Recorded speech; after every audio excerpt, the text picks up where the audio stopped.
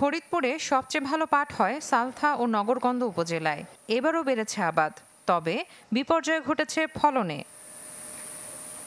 চাষিরা বলছেন, জুন থেকে সারা দেশে কম বেশি বৃষ্টিপাত হলেও এখানে তা হয়নি। ফলে শুকিয়ে গেছে পাটের কাণ্ড, লাল হয়ে গেছে পাতা, লম্বা হয়নি গাছও। আর পাট জাগ দেওয়ার জন্য পানি না থাকায় বেড়েছে দুশ্চিন্তা।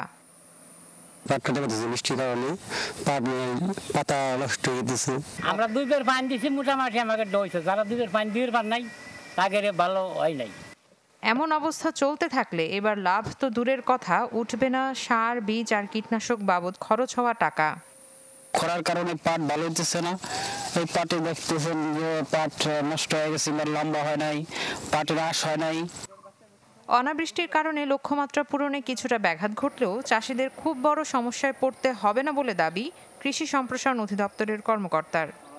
এবছর অতি খরার কারণে বৃষ্টি খুবই কম হয়েছে, সে কারণে পাটের বৃদ্ধি বেশ খানিকটা কম হয়েছে। তো যদি আমরা বলি যে আমাদের যে কাঙ্ক্ষিত ফলন, সেই কাঙ্ক্ষিত ফলন হয়তো আমরা কাছাকাছি যেতে পারবো না।